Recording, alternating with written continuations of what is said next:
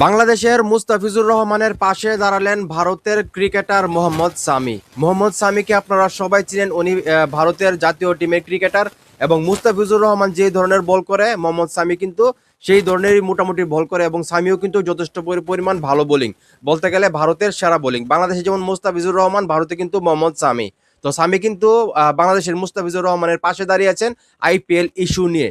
এই জিনিসটা আমার খুবই ভালো লাগছে। মোহাম্মদ সামি একজন মুসলমান, মুসলমান হয়ে কিন্তু মুসলমানের জন্য কথা বলছে, এই জিনিসটা আমার কাছে খুবই ভালো লাগছে।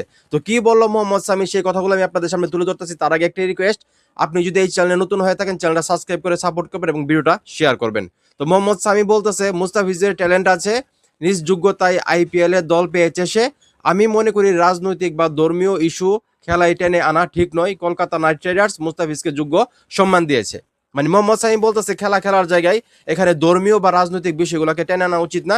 মুস্তাফিজুর রহমানের যেই সম্মান পাওয়ার প্রয়োজন ছিল বা যোগ্যতা আছে, মুস্তাফিজুর রহমানের সেই যোগ্যতার প্রতিদান দিয়েছে কলকাতা নাইট রাইডার্স।